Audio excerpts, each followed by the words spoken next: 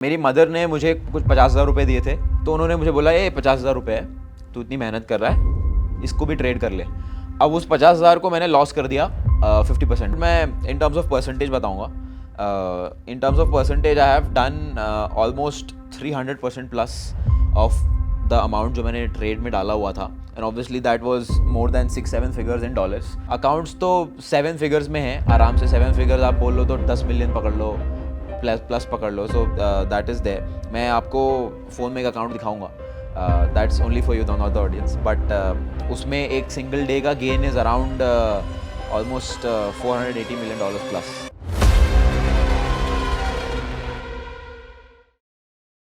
So hello guys, welcome to the new video. इस वीडियो में we have someone very special जो कि एक बहुत ही छोटे जगह से ग्रो करके पहुंच चुके हैं Dubai, and he is trading forex.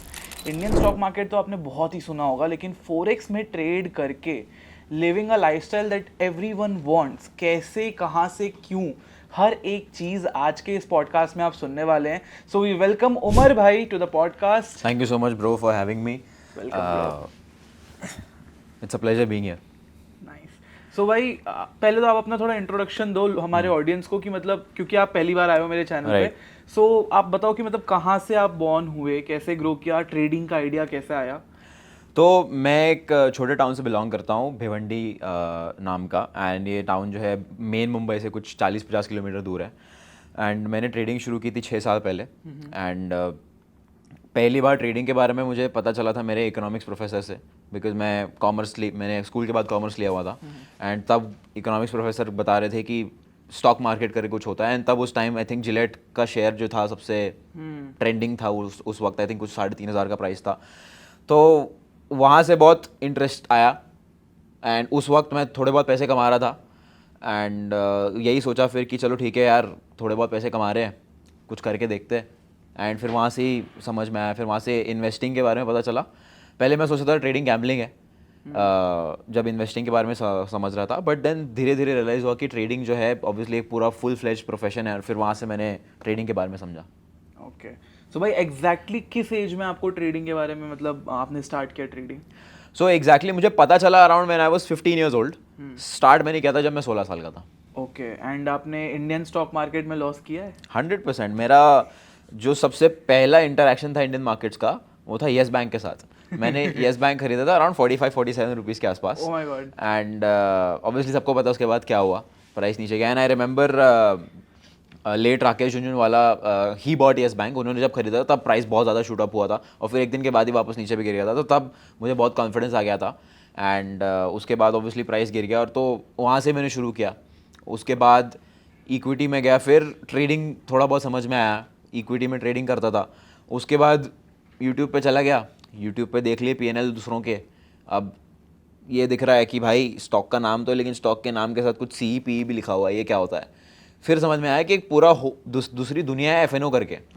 अब उसमें गया, तो उसमें जाने के बाद क्या होता है सबको पता है। ऑब्वियसली वहाँ में उसमें घुसने के बाद भी लॉसेस किए, तो ऑब्वियसली लॉस तो बहुत किया है।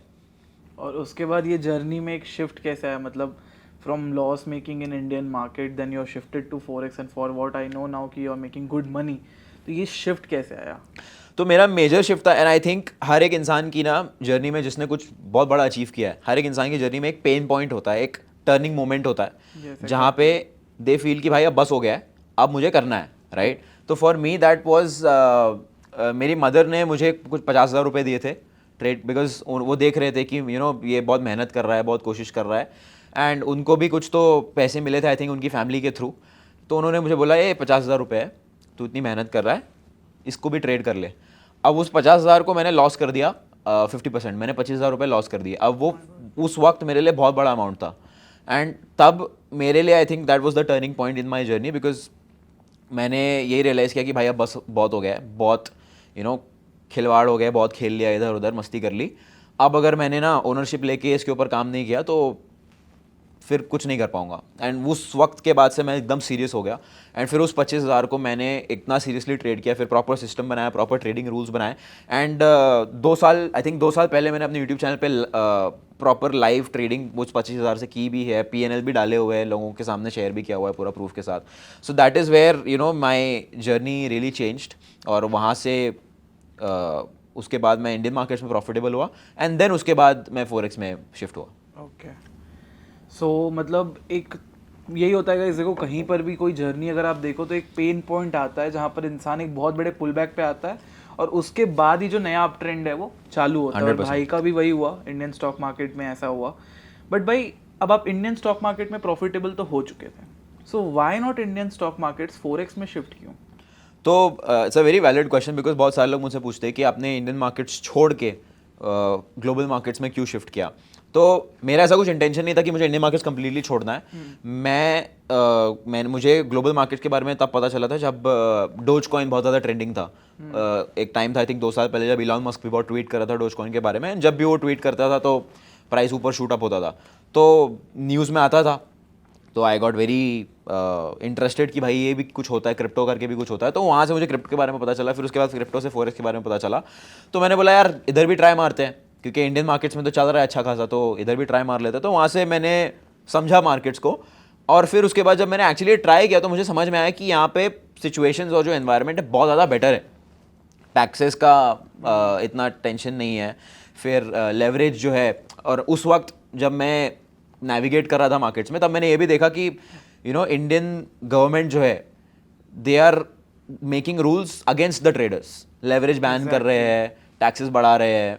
फिर आई थिंक इस एंटायर एपिसोड में एक नो ट्रेडिंग डे भी था जब सारे ट्रेडर्स स्ट्राइक पे गए थे। कुछ फ़र्क तो पड़ा नहीं उससे, बट ये सब देखने के बाद मुझे ये समझ में आया कि भाई ठीक है हम ट्रेडर है बट हमें बिजनेसमैन की भी तरह सोचना है, ऐसा बिजनेस करना है जहाँ पे एटलीस्ट हमारे चांसेस ऑफ विनिंग ज़्यादा है। अब वो सब समझने के बाद मुझे ये रियलाइज हुआ कि यार इंडियन मार्केट में the chances of you winning is lesser. I am not saying it is impossible, I am not saying कि भाई कोई कर ही नहीं सकता, आई एम श्योर बहुत सारे लोग पैसे कमा रहे हैं, बट चांसेस कम है कंपेयर टू अदर मार्केट्स। और वहाँ पे मुझे रियलाइज हुआ कि अब वक्त आ गया है शिफ्ट करने का। और एक दो जब ये सब चेंजेस आए ना इंडियन मार्केट में तब मुझे समझ में आ गया कि आगे चल के कुछ सालों में और ज़्यादा इसको डिफिकल्ट कर दिया जाएगा, जो कि आज ऑब्वियसली सब देख रहे हो ही रहा है। Exactly. तो that is how I shifted forex markets में। यस, एंड भाई correct me if you are wrong, कल ही मेरे पास एक आया था इंसान, वो मुझे बोल रहा था कि मैं भी फोरेक्स मार्केट में शिफ्ट कर गया। तो मैं उससे भी यही क्वेश्चन पूछा कि इंडियन मार्केट क्यों नहीं, तो उसने मुझे बोला कि इंडियन मार्केट में ऑपरेटर्स बैठे होते हैं और फोरेक्स में क्या होता है करेंसी पेयर्स है, उसको आप ऑपरेट नहीं कर सकते क्योंकि बहुत बड़ा है अमाउंट वहाँ पर जो ट्रेड हो रहा है। तो क्या ये भी एक रीज़न है कि इंडियन मार्केट में निफ्टी बैंक निफ्टी को कहीं ना कहीं लोग ऑपरेट कर रहे होंगे कुछ जो बड़े, जैसे आपने 2 दिन पहले देखा अमित शाह जी, मार्केट गिर रहा था, अमित शाह जी आए बोले कि उनके रिजल्ट आने से पहले खरीद लो, और मार्केट पूरा रिकवर कर गया। करेक्ट। तो अब मैं ऑपरेटर तो होम मिनिस्टर जी को बोल नहीं सकता, बट वो न्यूज़ के वजह से हुआ, वो सबको पता है, राइट? तो क्या ये भी एक रीज़न है कि फोरेक्स में ऐसे मेजर जो वॉलेटिलिटी है वो ऑपरेटर कंट्रोल नहीं होती? I would disagree on that. मेरे हिसाब से यार हर मार्केट में ऑपरेटर्स बैठे हुए हैं, बस फर्क ये है कि इंडियन मार्केट जो है साइज में छोटा है, right, compare to forex market. Size में छोटा है तो बहुत डिफिकल्ट हो जाता है उसको ऑपरेट करना, राइट। लाइक फॉर एग्जांपल अगर आपको एक स्विमिंग पूल का टेम्परेचर कंट्रोल करना है आप आराम से कर सकते हो, बट आप ओशन का टेम्परेचर कंट्रोल नहीं कर सकते। सेम चीज़ फॉरेक्स और इंडियन मार्केट से, राइट। तो फॉरेक्स मार्केट का तो डेली वॉल्यूम ही इंडियन मार्केट के साइज के जितना बड़ा है। तो फॉरेक्स मार्केट में डिफिकल्ट तो डेफिनेटली है, but I can tell you कि डेफिनेटली वहाँ पे भी ऑपरेटर्स बैठे हुए हैं। एंड सबसे बड़ा ऑपरेटर फॉरेक्स मार्केट्स का तो Jerome Powell himself, the chairman. ऊपर एक क्वेश्चन रहेगा। हाँ. मैंने बहुत ऐसे रील्स देखे होंगे, आई गेस हमारे ऑडियंस ने भी देखे होंगे, कि एक स्पीकर आते हैं अपना, यूएस के कोई स्पीकर होते हैं, वो 1-2 लाइन बोलते हैं और सडन से बहुत बड़ा फॉल या बहुत बड़ा रन अप आता है। तो उसको आप एक क्लियरली फटाक से समझाएंगे? तो that person is Jerome Powell. Okay. वो फेडरल रिजर्व के चेयरमैन है। अब अगर आपको पता नहीं फेडरल रिजर्व क्या होता है, federal reserve is basically the bank. जैसे हमारे लिए आरबीआई है, वैसे यूएस के लिए फेडरल रिजर्व है। फेडरल रिजर्व जो है पूरा जो यूएस डॉलर है उसको कंट्रोल कर रहा है, कितने नोट छपने वाले हैं इस साल, कितना आगे जाके क्या प्लान है, जो भी होने वाला है फाइनेंशियल सिस्टम के साथ, वो फेडरल रिजर्व डिसाइड करता है। एंड उसके चेयरमैन जो है जेरोम पावेल है। तो obviously whenever he says something that is going to impact the entire world indirectly, because पूरा वर्ल्ड जो है डॉलर पे चल रहा है प्रीटी मच। तो दैट इज वाई जब भी वो कुछ भी कहते हैं तो every market sees a difference instantly जब भी वो कुछ कहते हैं। तो आप अगर नोटिस करोगे तो जब स्पीच होती है जेरोम पावेल की या इंटरेस्ट रेट डिसीजन होता है, अगले दिन इंडियन मार्केट में भी इफेक्ट दिखता है उस चीज़ का। बहुत कम लोग ये नोटिस करते हैं, but that is who he is. And इसमें आप पैसे कमाते हो? ये ऐसे कुछ इवेंट्स में आपने कमाए हैं? तो स्टार्टिंग में बहुत किया था मैंने, बट इवेंचुअली ना मुझे ये चीज़ रियलाइज़ हुई शाश्वत भाई कि आप एक ट्रेडर हो ना, तो आप एक बिजनेसमैन हो, एंड एज अ बिजनेसमैन आपको ऐसी चीज़ें करनी चाहिए जो आपके कंट्रोल में है, राइट? अब न्यूज़ मेरे कंट्रोल में नहीं है, तो मैं ऐसी जगह हाथ ही नहीं डालना चाहूँगा जहाँ पे मेरा कंट्रोल ही नहीं है। तो स्टार्टिंग में मैंने बहुत किया, बट देन उसके बाद मैंने अवॉइड करने लगा न्यूज़ ट्रेडिंग। अब भाई एक क्वेश्चन तो चलो ये समझ में आ गया कि फॉरेक्स ट्रेडिंग आप कर रहे हैं, मुंबई के एक जो है भिवांडी से उठ के आप जो है दुबई शिफ्ट हो गए। सो लाइक दुबई शिफ्ट होने के बाद हाउ इज लाइफ डिफरेंट? क्योंकि मैं अभी तक मैं एक ही बार गया हूँ to be honest Dubai, and I have seen कि वहाँ का कल्चर बहुत अलग है। राइट। वहाँ अगर मैं फ़ोन भी छोड़ के चले जाऊँ तो there is no one coming to pick it up. India में छोड़ जाऊँ तो फ़ोन क्या मेरे को भी ले जाएंगे। करेक्ट। सो दुबई जाके आपका माइंडसेट कहीं चेंज हुआ है? टैक्सेस में कैसे हेल्प हुआ है? और क्या वहाँ लोग जो जैसे यहाँ ट्रेडर्स जो हैं वो आपको कोर्स चिपका जाएंगे, टिप्स चिपका जाएंगे जो अदर लोग हैं, क्या दुबई में भी ऐसा होता है? या दुबई में इवेंचुअली जो ग्रुप्स होते हैं वो बहुत हेल्प करते हैं ग्रो करने? क्योंकि हमें रील्स आते हैं, आपने देखा होगा, जहाँ पर लोग एक पूरा ट्रेडिंग डेस्क बना रखे हैं, वहाँ पर वो साथ में ट्रेड कर रहे हैं, दे आर पार्टिंग। सो वो लाइफ के बारे में थोड़ा हमारी ऑडियंस को बताइए। तो मैं अपना जर्नी शेयर करता हूँ। जब मैं पहली बार दुबई गया तो फर्स्ट ऑफ ऑल आप जाते हो, आप सडनली देखते हो कि भाई यहाँ पे डिफरेंट डिफरेंट कंट्रीज़ के लोग हैं, राइट? रशियन बैठे हैं, सब इटालियन हैं and all of that, right? तो तब आपको ये फीलिंग आती है कि भाई एज एन इंडियन मैं इन्फीरियर हूँ, राइट? जो कि बहुत नॉर्मल सी चीज़ है। आई don't know why, but Indians ने ना गोरे लोगों को इतना ज़्यादा ग्लोरीफाई कर दिया है कि वो खुद ही इन्फीरियर फील करने लगते हैं। आप एक चीज़ नोट करना, जब कोई फॉरेनर आके हिंदी बोलने का ट्राई करता है ना और वो टूटी फूटी हिंदी बोलता है तो सबको लगता है बड़ा क्यूट है, बट जब एक इंडियन टूटी फूटी इंग्लिश बोलता है तो सब उसको अनपढ़ कहते हैं। एकदम ट्रू। तो this is the problem with us. हमने खुद को ही अपने आप को इतना इन्फीरियर बना दिया है ना दुनिया के सामने कि हम जब बाहर निकलते हैं तो हमको ऑटोमेटिकली लगता है कि हमें कुछ प्रूव करना पड़ेगा इनके लेवल पे आने के लिए। ये सेम फीलिंग मुझे भी आई, एंड बहुत टाइम तक शाश्वत मैंने ऐसी चीज़ें करने की कोशिश की जो मैं एक्चुअली कर नहीं पा रहा था। मतलब मैं ऐसा इंसान बनने का कोशिश कर रहा था जो मैं खुद था ही नहीं, राइट? दिखावे के चक्कर में, exactly just to match that society status so that लोग मुझे एक्सेप्ट करें। बट एक और बहुत बड़ा रिलेशन ये हुआ कि यार जो लोग वहाँ बैठे हैं ना, वो लोग ऐसे ही कोई भी कहीं से उठ के नहीं आया है। अगर आप दुबई में हो, दुबई में रह रहे हो, वहाँ बिजनेस कर रहे हो, दैट मीन्स भाई आपने दुनिया देखी है, आपको एक्सपीरियंस है। एंड सबसे बड़ी मिस्टेक कोई अगर कर सकता है ना तो वो ये कर सकता है कि अपने से ज़्यादा एक्सपीरियंस इंसान के सामने झूठ बोलना या फेक चीज़ करना कोई चीज़, बिकॉज वो इंसान ऐसे ही इतना एक्सपीरियंस नहीं हुआ है, उसने दुनिया देखी, उसको पता है कि फेक इंसान को कैसे पकड़ते हैं। तो ये एक बहुत बड़ी गलती की मैंने, बिकॉज ऑफ विच मैंने बहुत अच्छे कनेक्शंस भी लूज़ किए। बट उसके बाद मुझे ऑब्वियसली लेसन्स मिले, एंड जैसा आपने बोला माइंडसेट के बारे में, मेरा तो जो भी आज माइंडसेट है I will 100% give credit to shifting to Dubai, because वहाँ पे जाके दिमाग खुल जाता है एकदम। यू रियलाइज़ कि भाई ऐसा भी हो सकता है लाइफ में। Got it. और भाई मतलब अब चलो दुबई भी पहुंच गए, आपने देखा कल्चर शिफ्ट, वहाँ के ऐसे लोग होते हैं जो आपको आगे से सपोर्ट करते हैं, या वो भी एक जैसे कई जगह होता है हमारा, जैसे अगर आप टियर 3 सिटीज़ में जाओगे इंडिया के, जहाँ से मैं आता हूँ गाँव से, तो गाँव में सब एकदम सोसाइटी बना के रहते हैं। करेक्ट। वर्सेस आप दिल्ली चले जाओ, पीपल आर लाइक हाँ भाई तू अपना काम कर, हम अपना काम कर रहे हैं। तो दुबई कैसा है? Like people really support you in trading, या पीपल आर लाइक कि आप अपना करो हम अपना कर रहे हैं? Absolutely not. मतलब दुबई में तो और ज़्यादा कोल्ड है, कोल्ड बिहेवियर है। मतलब भाईचारा तो बिल्कुल भी नहीं है, राइट? मतलब वहाँ पे कट थ्रोट बिजनेस है। वहाँ पे एक इंडियन को एक इंडियन से नफरत है, ऐसा कल्चर है वहाँ पे। तो बहुत डिफिकल्ट है अनलेस एंड अनटिल ऑब्वियसली आपके अच्छे कनेक्शंस है, आपने जेन्युइन दोस्त बनाया है, जेन्युइन पार्टनर्स है आपके जो आपको एक्चुअली हेल्प करेंगे, देन यस, अदरवाइज आप हेल्प तो बिल्कुल एक्सपेक्ट मत करना वहाँ पे। और भाई मतलब आपने अब ट्रेडिंग भी चालू कर दी, तो कितना आपका हाईएस्ट प्रॉफिट रहा है अभी तक के एक दिन के अंदर या एक ट्रेड के अंदर? तो हाईएस्ट प्रॉफिट मैं इन टर्म्स ऑफ परसेंटेज बताऊंगा। In terms of percentage I have done almost 300% plus of the amount जो मैंने ट्रेड में डाला हुआ था, and obviously that was more than 6-7 figures in dollars. Amount मैं नहीं बताऊंगा, बट या that was my highest profit, and obviously इतना है कि 3-4 फ्लैट आ जाएंगे बॉम्बे में। अरे वाह, क्रेजी। अब लॉसेस भी हुए होंगे, तो लॉसेस सबसे बड़े कितने गए, या आप कुछ ऐसे रूल यूज़ करते हो कि लॉसेस कम हो? तो ऑब्वियसली अगर आप बड़े अकाउंट से ट्रेड कर रहे हो तो बड़ा प्रॉफिट होगा तो बड़ा लॉस भी होगा।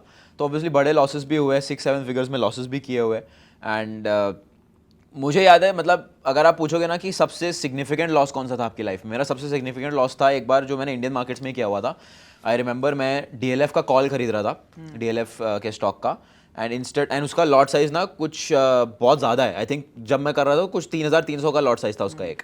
तो गलती से मैंने 2 लॉट की जगह 20 लॉट ले लिए। ओह my God. Option stock option, and वो 1-2 रुपये में ही मेरी हालत ख़राब हो गई। एंड मुझे याद है कि वो जो लॉस था ना, उस लॉस ने मुझे बहुत ज़्यादा इफेक्ट किया था मेंटली। उसके बाद से तो ऐसा कोई इतना ऐसा लॉस नहीं है जो जो जिसने मुझे मेंटली बहुत ज़्यादा डैमेज किया हो। वो एक बार तो होता ही है लाइफ में, पुल बैक आता है।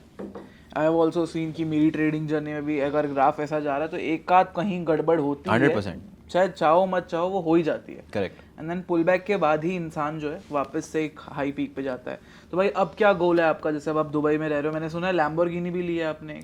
यस भाई, Lamborghini Huracan Evo Spider is what we are driving as of now. Nice यार, क्रेजी।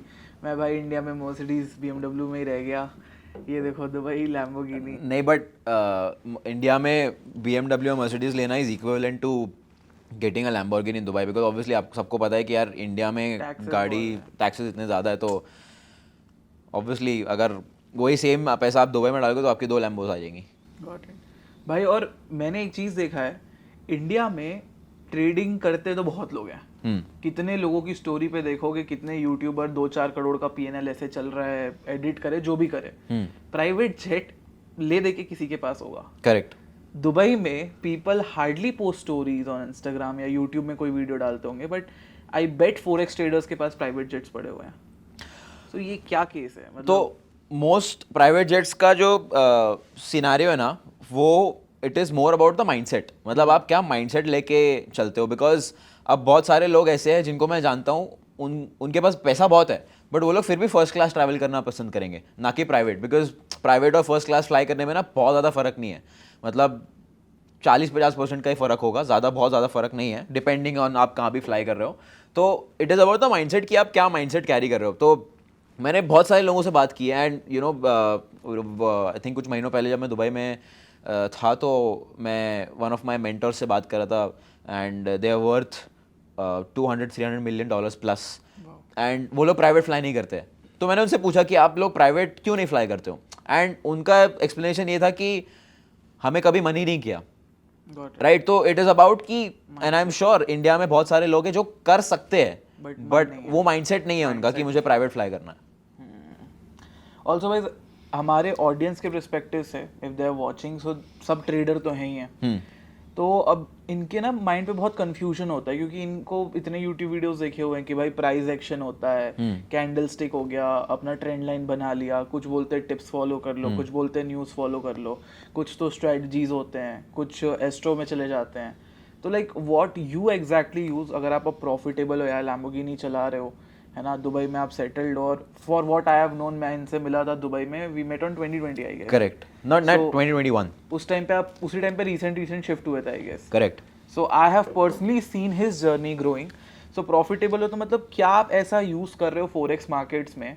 और बहुत सारे लोग वो भी बोलते हैं कि स्मार्ट मनी कॉन्सेप्ट्स हैं, वाइकॉफ थ्योरी है, ICT है, तो मतलब इंडिया के लिए तो बहुत नया है कि एक ICT ट्रेडर है तो बहुत ज़्यादा यूनिक हो जाता है। राइट। तो आप मुझे एक्सप्लेन करो ताकि ऑडियंस भी समझे कि एक्चुअली क्या यूज़ करना चाहिए। तो बहुत ज़्यादा आर्ग्यूमेंट्स है सारी चीज़ों पे कि SMC अच्छा है, ICT अच्छा है, प्राइस एक्शन चलता है एंड ऑल ऑफ दैट। मेरा यही मानना है कि डजेंट मैटर आप ICT यूज़ कर रहे हो, TCT यूज़ कर रहे हो, कुछ भी यूज़ कर रहे हो, and goal is to make money. आप जो भी यूज़ कर रहे हो, अगर पैसा बन रहा है ना तो करते रहो, चाहे दुनिया कुछ भी कह ले।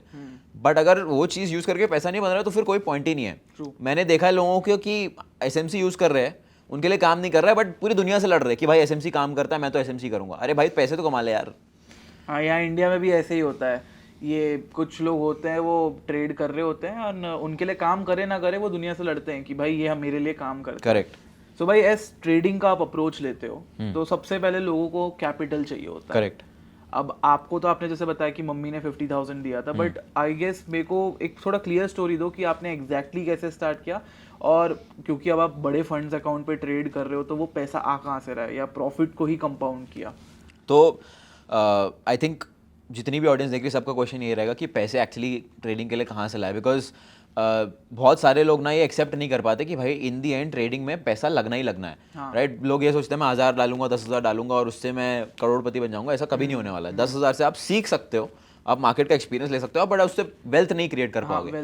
तो मैंने जब शुरू किया था ना, तो बिफोर ट्रेडिंग मैं फिटनेस इन्फ्लुएंसिंग में था, और मुझे जिम जाने का बड़ा शौक था. मेरा पूरा जो जर्नी है हाँ. वो जिम से शुरू हुआ था, right? Nice. Because I was very skinny. I was around 45 kilos Oh my and I used to be bullied बहुत ज़्यादा स्कूल में फॉर बीइंग स्किनी. तो मेरा बहुत ज़्यादा डिसीजन था स्टार्टिंग से कि भाई जैसे ही स्कूल खत्म होगी वैसे ही जिम जाऊँगा मैं. Nice. एंड मेरे पास पैसे वैसे थे नहीं, तो यार मैंने एक टूटी फूटी जिम ज्वाइन कर ली, 500 रुपया महीना 2017 में. एंड वहाँ से फिर मुझे पैशन आया फिटनेस के लिए. और फिर ये भी रियलाइजेशन हुआ कि भाई ये भी ना कोई सस्ती चीज़ नहीं है, आपको भाई खर्चा करना पड़ेगा फिटनेस में भी, डाइट के लिए. एंड फनी चीज़ ये है कि साला अनहेल्दी खाना जो होता है वो सबसे सस्ता होता है और हेल्दी खाना जो है महंगा होता है.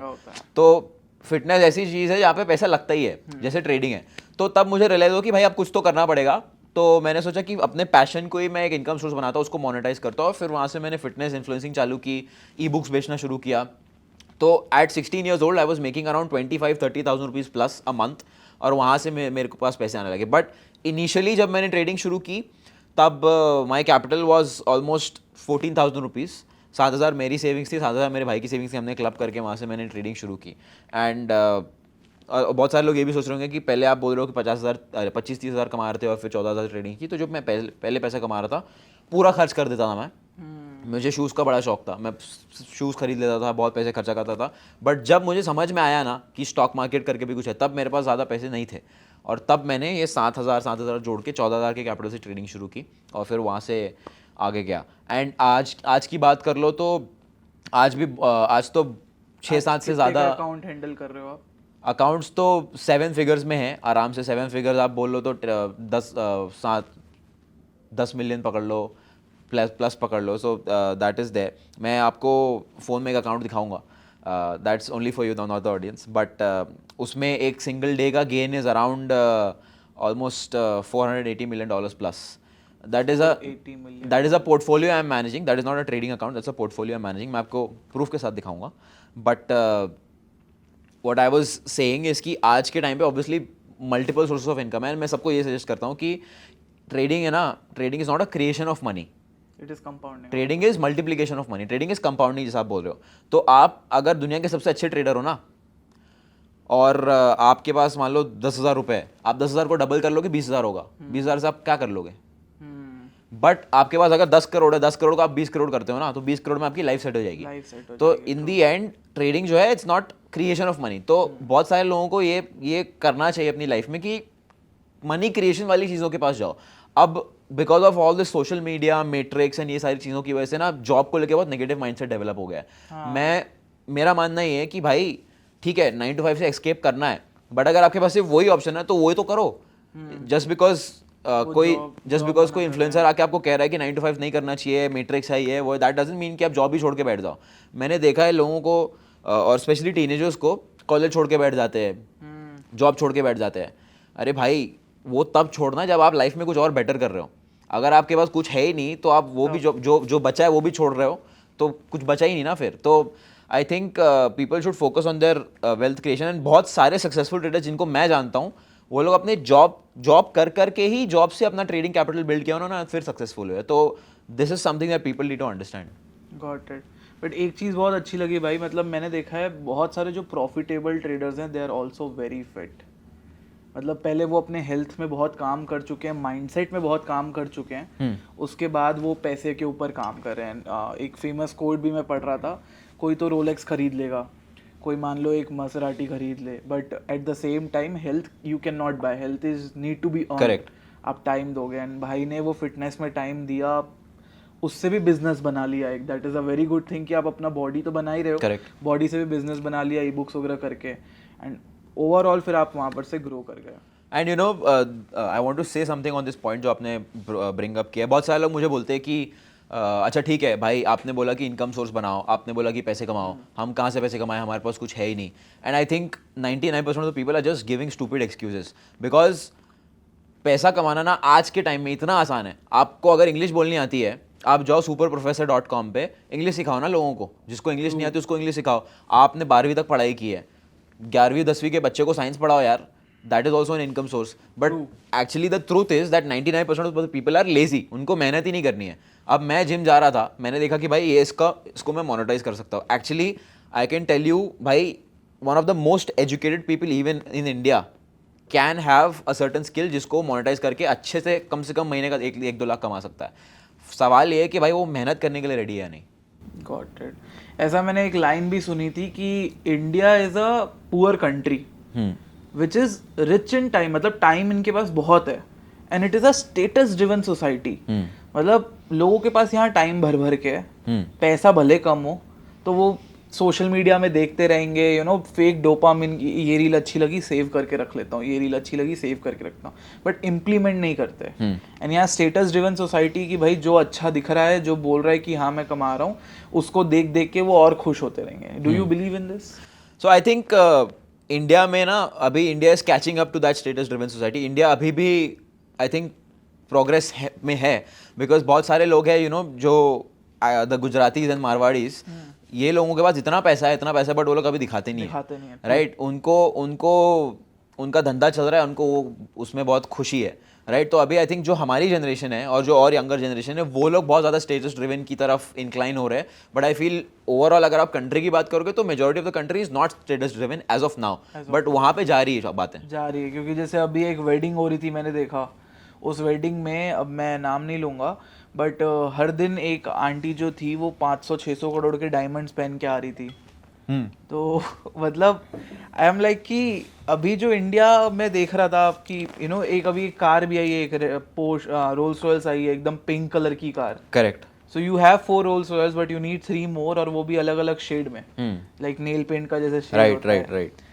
तो मतलब समझ नहीं आ रहा है क्या हो रहा है. अब उनको देख के क्या हो रहा है ना, इवेंचुअली जो हमारे टियर 3 सिटीज है, क्योंकि मैं जानता हूँ, मैं गांव से आता हूँ, वो लोग इतना इन्फ्लुएंस हो रहे हैं कि नहीं हमें सिर्फ कार्स ही चाहिए, हमें सिर्फ वो यू नो टॉप नॉच वाली चीजें चाहिए, बट करना कैसे वो नहीं पता. Correct.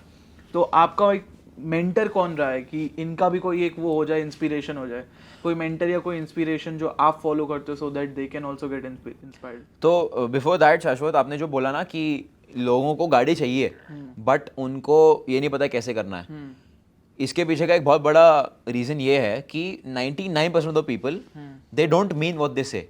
And I tell you what I mean by that. अब अगर मुझे ना कोई आके बोलता है ना कि मुझे गाड़ियों का बड़ा शौक है, तो मैं उसके ऊपर भरोसा नहीं करूंगा. पता है क्यों? बिकॉज एक इंसान जिसको जेन्युइनली गाड़ी का शौक है ना, वो मेहनत करेगा, पैसा कमाएगा, गाड़ी खड़े रहेगी उसके गैराज में. एग्जैक्टली. बट अगर वो सिर्फ बोल रहा है ना मुझे आके कि मेरे को गाड़ी का बड़ा शौक है, I don't believe in that guy. That basically means कि वो मुझसे आके झूठ बोल रहा है. क्योंकि अगर एक इंसान जिसको जेन्युइनली गाड़ी का शौक है ना, उसके पास 50 गाड़ियां खड़ी रहेगी यार. That is, and this is what I mean when I से कि लोग जो है ना, जो बातें करते हैं उसको मीन ही नहीं करते. लोग बोलते हैं भाई मुझे तो गाड़ी खरीदनी है. What is your plan? कब खरीद रहे हो? कितना पैसा कमाने वाले हो? क्या EMI आने वाला है? पता है क्या? नहीं पता है. तो मतलब भाई हवा में बातें कर रहे हो. सो 90% ऑफ आवर जनरेशन सिर्फ हवा में बातें कर रही है. And coming to your question of mentor and inspiration, तो मेरे एक बहुत अच्छे आज फ्रेंड है, पार्टनर कह लो, उनका नाम रमीज़ है. एंड उनकी वजह से मैं दुबई शिफ्ट हो पाया एक्चुअली. एंड एक दिन हमारी ऐसे ही मीटिंग हुई थी, मेरे एक अंकल का कॉल आया एंड उन्होंने मुझे बोला कि मेरा एक फ्रेंड है, मिलना चाहता है. अब नॉर्मली उस वक्त यू नो मेरा यूट्यूब बहुत अच्छा चल रहा था एंड मैं बहुत पॉपुलर हो गया था अपने एरिया में. तो मुझे ऐसा लगा कि यू नो कोई तो होगा जो आके मुझसे पूछेगा इन्वेस्टमेंट किधर करनी है, बिकॉज नॉर्मली वो टाइम पे वैसे ही हो रहा था. बट मैंने मना नहीं किया, मैंने बोला चलो मैं मिल लेता हूँ.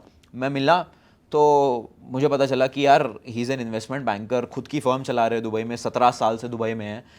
और मैं जब उनसे मिला ना तो उन्होंने मुझे सिर्फ एक ही चीज़ बोली. उन्होंने बोला कि Umar you have a lot of potential, तो दुबई आ जा.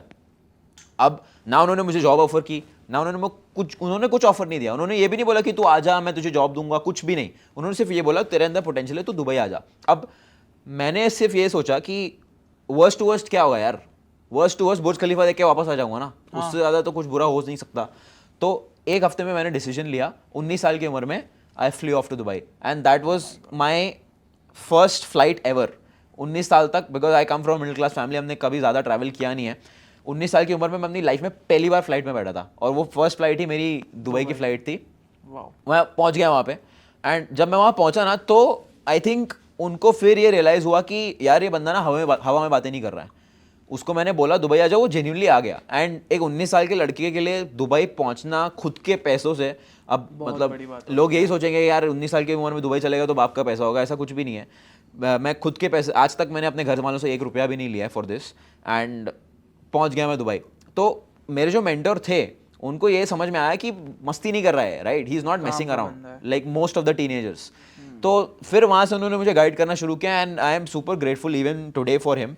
उन्होंने बहुत हेल्प किया मुझे, उन्होंने मुझे नेटवर्किंग सिखाई, उन्होंने मुझे बॉडी लैंग्वेज सिखाया, बहुत कुछ सिखाया एंड आज भी मैं कोशिश करता हूँ कि उनके साथ टाइम स्पेंड करूँ, उनसे सीखूँ। तो he has been a very big inspiration for me today. Got it. अब ये तो आपके चलो पर्सनल इंस्पिरेशन हो गए, कोई ऐसा वर्ल्ड फेमस ट्रेडर, जैसे एक हमारे जॉन बोलिंगर थे, वो बोलिंगर बैंड बनाया, ओलिवर सेवन ने सुपर ट्रेंड बनाया, तो ऐसा कोई साइंटिस्ट या इन्वेंटर या कोई ट्रेडर जो आप बहुत फॉलो करते हो? जैसे ईमान गाजी बहुत फेमस है अभी, उमर अशरफ भी हैं दुबई से, सो आप ऐसे किसी को कोई मतलब ऐसा इंस्पिरेशन देखते हो? तो मेरा आंसर इसमें ना रहेगा, okay, and I will tell you why. बहुत सारे लोग हैं ना, सोशल मीडिया में जब वो लोगों को देखते हैं तो उनको भगवान बना देते हैं, उनको वो इतना ग्लोरीफाई कर देते हैं कि उनको ना एक्चुअल वो क्या कर रहे हैं खुद वो भूल जाते हैं। एंड मैंने भी अपनी जर्नी में हमेशा यही किया है कि मैंने लोगों को ज़रूर फॉलो किया है, बट मैंने उनको ना कभी भगवान का दर्जा नहीं दिया है, मैंने उनको ना कभी ये नहीं सोचा है कि भाई यही सब कुछ है। एंड मैं लोगों को भी यही कहता हूँ, मेरे फॉलोअर्स को भी यही कहूँगा कि मुझे भगवान बनाने की ज़रूरत नहीं है, उससे तुम्हारे बैंक अकाउंट में वैसे नहीं आने वाले, उससे कुछ नहीं होने वाला है, राइट, बिकॉज मुझे पैसे कमाने, मैं कमा रहा हूँ, मुझे आप ग्लोरीफाई कर दोगे तो उससे आपको कुछ नहीं मिलने वाला है। आपको आपका काम ये होना चाहिए कि जो भी सोशल मीडिया पे है उससे जो सीख सकते हो वो सीखो, अपनी लाइफ में अप्लाई करो। पैसा बन रहा है, अच्छी बात है, फॉलो करते रहो, बट किसी को इतना ग्लोरीफाई नहीं कर देना है कि आपकी कॉमन सेंस ही चले जाए, आप यही भूल जाओ कि आप साला आए क्यों थे यहाँ पे। जैसे अभी हम देखेंगे कुछ पॉलिटिशियंस की पूजा कर रहे हैं लोग मंदिर में, या ऐसे स्टैचूज बना के आरती वगैरह कर रहे हैं, तो I think this is something wrong 100%। भाई। मतलब तुम जो है लिखा हुआ है उसकी तो कर नहीं पा रहे हो पूजा, जो पहले वो सब बना हुआ है, बट जो अभी इंसान है तुम उसकी कर रहे हो just because he is a politician, वो कुछ बेनिफिट कर दे। And I think there was a movie, बहुत पुरानी मूवी है, ओ माय गॉड करके, उसमें एक लाइन है कि इंडिया को ना भगवान बनाना बहुत पसंद है। एग्जैक्टली, इंडिया में मतलब ये चीज़ तो है। आप कौन सा फॉरेक्स ब्रोकर यूज़ करते हो, और जो हमारी ऑडियंस भी यूज़ कर सकती है? क्योंकि जैसे हमने बहुत सुना है इन्फ्लुएंसर्स आके octa FX IQ option promote कर जाते हैं, वो कुछ भी ट्रेड लेते हैं उसमें तो उनका पैसा लॉस होता है। तो एक्चुअल क्योंकि आप प्रॉफिट कर रहे हो, ट्रेडिंग कर रहे हो, तो कौन सा ब्रोकर हमारी ऑडियंस यूज़ कर सकती है? Maybe might be they are using it from Dubai, let's say. हाँ, तो लाइक यू सेड फॉरेक्स क्योंकि इंडिया में बैंड है, आप ब्रोकरेज नहीं यूज़ कर सकते, बट मैं जो ब्रोकर यूज़ कर रहा हूँ पर्सनली, वो मेरा एक क्लोज फ्रेंड है, उसका खुद का ब्रोकरेज हाउस है, एंड मैं उसको बेसिकली हम we are at a partner level, तो obviously since I am trading big funds, मैं बड़ा पैसा बड़े अकाउंट्स हैंडल कर रहा हूँ, तो that is why I have partnered up with him, और जो भी कमीशन होते हैं, स्प्रेड्स होते हैं, वो एडजस्ट हो जाते हैं, एंड वो मैं पब्लिकली लोगों को सजेस्ट नहीं करता हूँ because that is just for me. Otherwise अगर कोई मुझसे पूछेगा कि फॉरेक्स में अगर आगे बढ़ना है तो क्या यूज़ करना चाहिए, मैं सबको ये सजेस्ट करूँगा कि फंडेड अकाउंट्स यूज़ करो, प्रॉप फर्म्स यूज़ करो, कम पैसे में आपको अच्छा कैपिटल मिलता है, आपको डिसिप्लिन डेवलप होने में हेल्प होती है, रूल्स फॉलो करने पड़ते हैं आपको, and that is the best way to move forward. तो फंडेड अकाउंट्स का अगर मैं गेस करूँ, इजी जो वे है कि ये एक एग्जाम देते हैं, है ना, मे बी वो थोड़ा कैपिटल इनको डेमो मिलेगा, उसको ये ग्रो करेंगे, करेक्ट, और अगर ये ग्रो कर गए तो इनको एक रियल अकाउंट मिल जाता है। तो ये थोड़ा सा आप एक्सप्लेन करोगे इजी वर्ड्स में? हाँ, तो फंडेड अकाउंट्स का बेसिकली मतलब ही वही है कि आपको कोई और फंड्स दे रहा है ट्रेड करने के लिए, आपको क्या करना होता है, मिनिमम कितना होता है इसमें? मिनिमम आपको $5,000 का अकाउंट मिलता है, जिसके लिए आपको पे करना होता है $30। $30 मतलब अपन माने तो $30 हो गया 2,500 3,000 के तो आसपास। अगर आप 3,000 दोगे तो आपको $5,000 का डेमो अकाउंट मिल $5,000 जाएगा। का डेमो अकाउंट मिलेगा, अब जो उसमें कितना ग्रो करना पड़ेगा हमें? हाँ, तो अब बहुत सारे डिफरेंट प्रॉप फर्म्स है, बट मैं आपको एक एवरेज बता देता हूँ। तो नॉर्मली क्या करना होता है, आपको 2 फेजेस पास करने होते हैं, ठीक है, 2 एग्जाम्स पास करने होते हैं। एग्जाम 1 जिसको फेज 1 कहते हैं, उसमें आपको 8% या 6% के आसपास का रिटर्न करके दिखाना होता है। तो अब अगर मैंने $5,000 का अकाउंट, 10,000 का एग्जाम्पल ले लेते हैं, $10,000 का अगर मैं अकाउंट लिया तो मुझे $600-700 का प्रॉफिट करके दिखाना है, वो हो गया। उसके बाद फेज 2 का अकाउंट मिलता है आपको। फेज 2 का अकाउंट जो होता है वो वंस अगेन सेकंड एग्जाम होता है आपको, जहाँ पे आपको 5% का प्रॉफिट करके दिखाना होता है। तो वही सेम 10,000 का अकाउंट मेरे को रीसेट करके मिलेगा, उसमें मुझे 500 और करने हैं। ये आपने कर लिया तो आपको मिलता है मास्टर अकाउंट, जो कि अब इस अकाउंट पे आप जो भी ट्रेड करोगे उसका आपको प्रॉफिट मिलेगा, विड्रॉल मिलेगा। अब ये मास्टर अकाउंट कितना बड़ा मिलता है हमें? मास्टर अकाउंट भी वही सेम साइज का आपको मिलेगा, $10,000 का मास्टर। करेक्ट। तो $10,000 के अकाउंट पे आपने कुछ प्रॉफिट किया तो उसका 70% या 80% जिस डिपेंडिंग ऑन कौन से प्लेटफॉर्म के साथ आप कर रहे हो वो आपको मिलता है। ओके, तो मान लो 10,000 अकाउंट पे मैंने $1,000 बनाया, तो $1,000 का 700-600 मेरे पास आ जाएगा, करेक्ट। और वो उनके अकाउंट से आएगा, तो यहाँ फिर इंडिया में जैसे मैनेज करूंगा मैं। हाँ, उसमें भी डिफरेंट वेज है, आप क्रिप्टो में भी पे आउट ले सकते हो, बैंक अकाउंट में भी ले सकते हो, बहुत सारे तरीके हैं। अब भाई ये तो हो गया अपना ब्रोकर। एक होता है प्लेटफॉर्म, जैसे मैंने सुना है मेटा ट्रेडर 4, मेटा ट्रेडर 5, तो ये 4 में या 5 में बेटर कौन सा है, और उसको ब्रोकर से कनेक्ट करना पड़ता है, राइट? करेक्ट, बट इसमें ये भी डिपेंड करता है कि आपका जो ब्रोकर है उसका सर्वर मेटा ट्रेडर पर है या नहीं। तो वो जो ब्रोकर है वो भी आपको मेटा ट्रेडर ऑफर करना चाहिए, बिकॉज आप बहुत अभी रिसेंटली कुछ यूएस रेगुलेशंस की वजह से मेटा ट्रेडर 4 और 5 बहुत सारे प्लेटफॉर्म से हट गए हैं, राइट। अब बहुत सारे नए नए प्लेटफॉर्म्स आए, ट्रेड लॉकर आया है, सी ट्रेडर आया है, मैच ट्रेडर आया है, बहुत सारे प्लेटफॉर्म्स आए।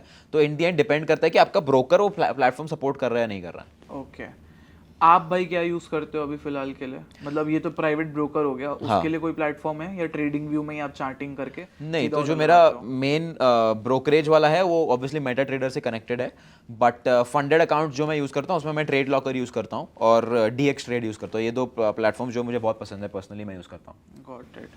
अब भाई देखो, ट्रेडिंग में सबको पता है लॉसेस और प्रॉफिट्स तो कॉमन है। मुझे भी अभी 2 दिन पहले एक बड़ा सा एक स्पाइक मिला था, उसकी वजह से मेरे को पैनिक अटैक आ गया था। अच्छा, तो आप इस चीज़ को कैसे मैनेज करते हो? क्योंकि फॉरेक्स में भी वॉलेटाइल तो बहुत है, झटके से ऐसे बड़े कैंडल्स बनते हैं।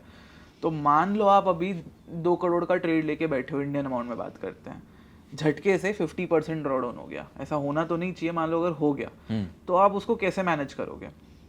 क्या यहाँ भी स्लिपेज आपको देखने को मिलता है? जैसे इंडियन मार्केट में क्या होता है, SL लगाओगे वो नीचे जाके कटता है, करेक्ट, स्लिपेजेस बहुत है इंडियन मार्केट में। तो क्या फॉरेक्स में भी स्लिपेजेस हैं?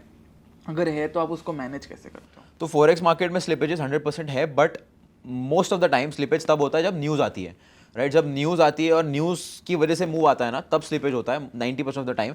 अदरवाइज इतना ज़्यादा स्लिपेज नहीं है, बिकॉज सबसे ज़्यादा मैनिपुलेशन जो मार्केट में होता है फॉरेक्स मार्केट में उस न्यूज़ की वजह से ही होता है। तो इतना प्रॉब्लम नहीं आता है, because like I said earlier, मैं न्यूज़ ट्रेड नहीं करता हूँ। True, got it. और भाई रिस्क कैसे मैनेज करते हो आप? क्योंकि रिस्क कहीं मान लो आपका SL कटने वाला है, या हो सकता है कि दिन अच्छा जा रहा हो, 5 ट्रेड आपने लिए, सब अच्छे गए, बट एक ट्रेड ने वो पूरा माइंडसेट खराब कर दिया। अब फिर नेक्स्ट ट्रेड लेने के लिए आप सोच रहे हो कि लूँ नहीं लूँ, तो मतलब कैसे आप ये मैनेज करते हो? तो इसके ऊपर बहुत काम किया मैंने, अपने आप को बहुत ज़्यादा टेम किया हुआ है कि मैंने कुछ रूल्स बनाए हुए हैं, और वो रूल्स मैं कभी ब्रेक नहीं करता हूँ। एंड ऑब्वियसली कहना बहुत आसान है, बट इसमें सालों लग जाते हैं इस डिसिप्लिन को डेवलप करने में और कंसिस्टेंसी को डेवलप करने में।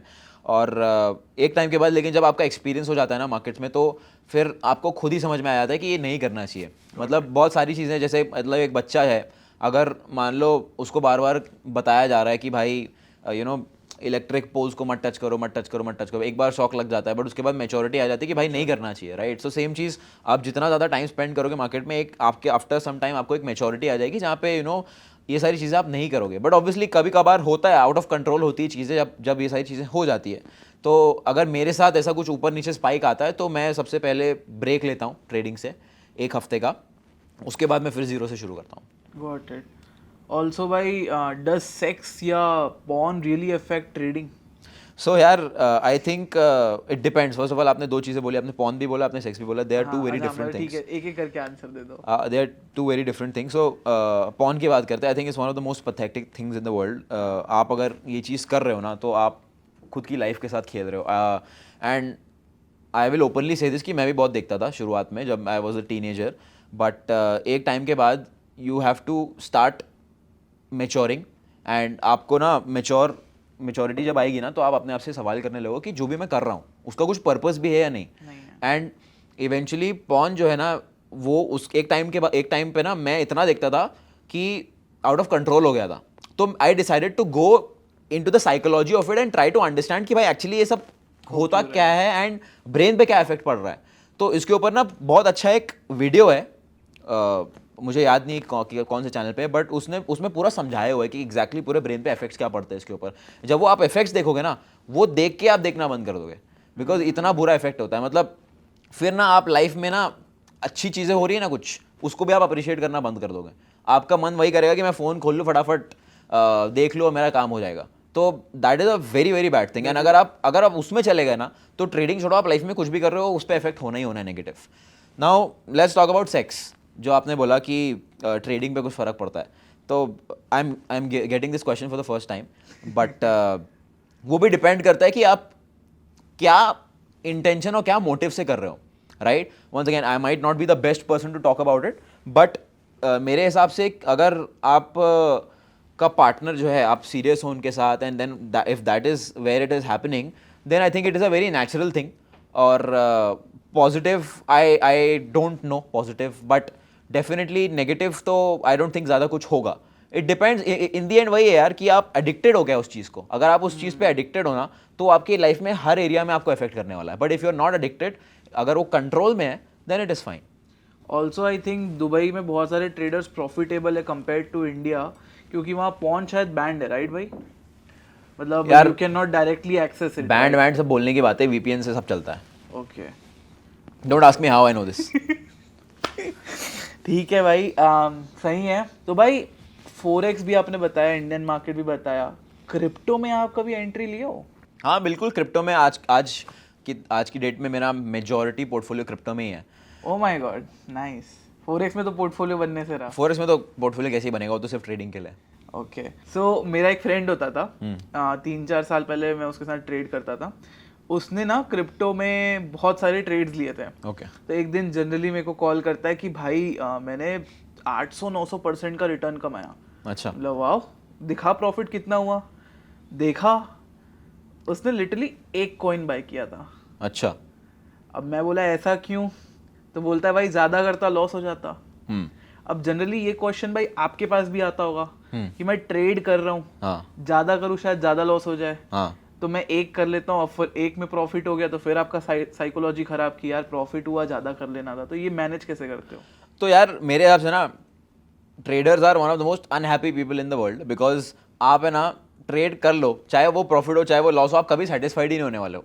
लॉस होएगा तो आप सोचोगे अरे यार कम करना चाहिए था, प्रॉफिट होगा तो आप सोचोगे अरे यार ज़्यादा करना चाहिए था. तो इन दी एंड आपको उस चीज़ को छोड़ना पड़ेगा. मतलब I think I heard this from one of the top investor, I think Vijay Kedia जो इन्वेस्टर है उन्होंने बोला था इसके बारे में कि never regret your decisions. And मैं अभी रिसेंटली सिंगापुर में भी था, तो there was a fund manager जो $10 बिलियन मैनेज करते हैं. उनसे भी मैंने पूछा कि आपकी टॉप 3 टिप्स क्या है. उन्होंने मुझे एक टिप बोली कि never regret your decisions. Because आप अगर कोई डिसीजन करके रिग्रेट करोगे ना तो वो आपके अगले डिसीजन पे इंपैक्ट करने वाला है. बिकॉज जो होना था वो हो गया, जो डिसीजन ले लिया वो ले लिया, बट उस डिसीजन के चक्कर में आप नेक्स्ट डिसीजन को क्यों इंपैक्ट कर रहे हो. तो इन दी एंड लोगों को ये माइंडसेट डेवलप करना है कि भाई ठीक है अभी जो हो गया उस पर सोच के कोई पॉइंट ही नहीं है. इसको हाइंडसाइट कहते हैं, राइट? कि अगर ऐसा होता वैसा होता, हुआ तो नहीं ना, छोड़ो ना यार, आगे बढ़ो. Got it. अब भाई क्लोजिंग द पॉडकास्ट, आप मुझे बताओ कि आप, जैसे हमने पूरा स्टोरी देखा भाई, इस भिवांडी से निकल के आप अकाउंट्स में लॉसेस प्रॉफिट करते, इंडियन मार्केट से दुबई में जाके आज एक आप अकाउंट मैनेज कर रहे हो, बड़ा फंड मैनेज कर रहे हो, प्रॉफिट कर रहे हो, लैम्बोर्गिनी चला रहे हो, बहुत सही हो गया है. हेल्थ में भी आपने देखा, हेल्थ तो बहुत अच्छा लग रहा है. आपकी इन्वेस्टमेंट मैंने देखा, ये वॉच भी I guess Rolex you are wearing? नहीं, this is an AP. Okay, so मतलब इतना अच्छा कर लियो, तो अब आगे के प्लान्स क्या हैं? आर यू मैनेजिंग करंट में कुछ बिजनेसेस, लाइक हो सकता है आप एक क्लोथिंग ब्रांड चला रहे हो दुबई में या कोई ई-कॉमर्स कर रहे हो, तो आपके करंट बिजनेसेस दुबई के अंदर कुछ हैं? तो हाँ, मैं मतलब कुछ बिजनेसेस पे काम कर रहा हूँ, बट अभी के लिए मैं डिस्क्लोज नहीं करता हूँ वो चीज़ें, एंड मैंने ज़्यादा पब्लिकली भी बात नहीं की है. But yes, I am working definitely. Okay. And अब आगे भाई, आगे 2 साल में प्लान क्या है? आगे 2 साल में प्लान ये है कि ट्रेडिंग से ऑब्वियसली जितना स्केल अप हो सके, ट्रेडिंग तो चलता रहेगा साइड में, बट मुझे ना कैश फ्लो वाले बिजनेसेस क्रिएट करने हैं जो मुझे हैवी कैश दे रहे हैं एवरी मंथ और एवरी वीक. बिकॉज ट्रेडिंग में ना ऑब्वियसली कभी भी कुछ भी हो सकता है, राइट? अब लेकिन आपके पास एक ऐसा बिजनेस जो महीने का आपको $1 लाख दे रहा है, तो आपके पास वो पीस ऑफ माइंड है कि चल भाई आज अगर लॉस भी हो जाता है अगले महीने आने वाला है मेरा, तो वो बिल्ड करना है. और एक और मेरा गोल ये है कि मुझे ना एक ऐसा बिजनेस बिल्ड करना है जो इंटरनेट पे ज़्यादा डिपेंडेंट ना हो, जो एकदम सॉर्ट ऑफ ट्रेडिशनल हो बट अच्छा करे. Like a car wash business हो गया. अब आजकल कार वॉश बिजनेस जो US में they are valued at billions of dollars, right? तो इंटरनेट अगर बंद भी हो जाता है तो कार वॉश बिजनेस जो फिर भी चलेगा. तो मुझे एक ऐसा हेज भी क्रिएट करना है, बिकॉज क्या पता क्या हो जाए आज, because internet is the thing जो आजकल सबसे ज़्यादा चल रहा है, राइट? अब अगर गवर्नमेंट को अगर कुछ करना है हमारे अगेंस्ट, या गवर्नमेंट को हमको शट डाउन करना है, कुछ भी करना, सबसे पहले इंटरनेट बंद करेंगे, राइट? एंड अगर इंटरनेट बंद हुआ, आप एक इन्फ्लुएंसर हो, suddenly you are not an influencer, suddenly you don't have millions of followers, nobody knows you, nobody cares what you're doing. तो इसलिए आई फील कि एक ऐसा बिजनेस भी होना चाहिए जिसके ऊपर मैं काम कर रहा हूँ against uncertain times like this. Traditional businesses, right? True. सही है भाई, मतलब बहुत अच्छा लगा ब्रो आपकी स्टोरी सुन के, that you have grown from Bhiwandi से लेके कहाँ आप दुबई में अभी बैठे हो. And what are the strategies? I have even seen current, इन्होंने एक ट्रेड लिया फोरेक्स में, हम बैठे ही थे, कैमरा सेट हो ही रहा था, प्रॉफिट भी निकाल लिया स्कैल्प करके, स्कैल्पिंग ही थी आई गेस। नहीं ट्रेड अभी भी चल रहा है, आई हैव टू चेक कहाँ गया। सो यार मतलब एक डेडिकेशन होती है ना ट्रेडर की, यही होती है कि कैमरा सेट हो रहे हैं and he still working on his laptop और यहाँ पर अपना काम भी करे, मतलब मल्टीटास्किंग भी आप करते हो, जैसे आई सॉ यू। राइट, तो I just took the trade. मैं सेटअप के लिए सुबह से 9 बजे से वेट कर रहा था, अभी ऑलमोस्ट 12-1 बजे के आसपास सेटअप मिला, तो आई टुक द सेटअप। एकदम हमारे पॉडकास्ट शुरू करने के टाइम ही सेटअप मिला, I took the entry, I set my target and stop loss, फिर बैठ गया। और सही है भाई, मतलब it was very good. And audience जो है हमारी, कुछ भी क्वेश्चंस हो and if you want further videos तो आप हमारे कमेंट सेक्शन पे डाल देना, साथ में भाई के चैनल का लिंक जो है नीचे मिल जाएगा। डिस्कॉर्ड फ्री वाला भी है आपका? नहीं, डिस्कॉर्ड फ्री नहीं है, ओके। एंड साथ में अब जो नेक्स्ट वीडियो है हम उसमें प्रॉपर फोरेक्स की स्ट्रैटेजीज पे बात करेंगे एंड कैसे as a trader you can start from zero and grow to $1 million, उस पर हम बात करेंगे जैसे भाई ने किया हुआ है। सो भाई सही है, thank you so much for joining us and yeah guys, like करके जाना, सब्सक्राइब करके जाना एंड कमेंट तो करके जाना कौन सी वीडियो चाहिए, और अगर सीखे होगे तो एक red heart. See you all in the next video.